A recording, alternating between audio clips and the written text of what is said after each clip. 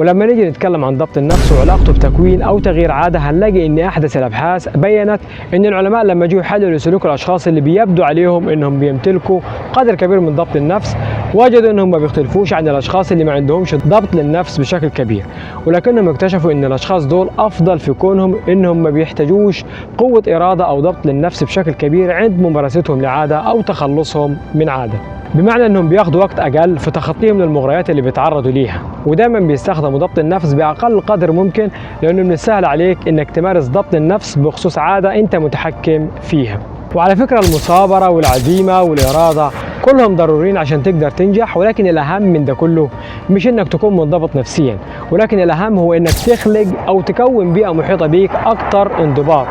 لأنه لما تتشكل العادة في الدماغ، فالطبيعي إن العادة المغروسة في الدماغ تكون جاهزة للاستخدام لما تظهر الإشارة المحفزة ليها. وفي مثال هنا هذكره لك، واللي هو إنه كان في واحدة عندها هواية ركوب الخيل، وأثناء ركوبها للخيل كانت بتحب تشرب سيجارة،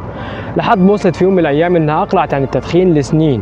وحتى بطلت ممارسة هوايتها في ركوب الخيل، ومرت عليها سنين ورجعت من تاني تمارس هوايتها في ركوب الخيل من جديد. والغريب هنا إنها لقيت نفسها حنت لعادتها القديمة، واللي هي تدخين سيجارة أثناء ركوبها للخيل، وده راجع لأن الإشارة لسه مغروسة داخلها، واللي هي تدخين سيجارة أثناء ركوب الخيل.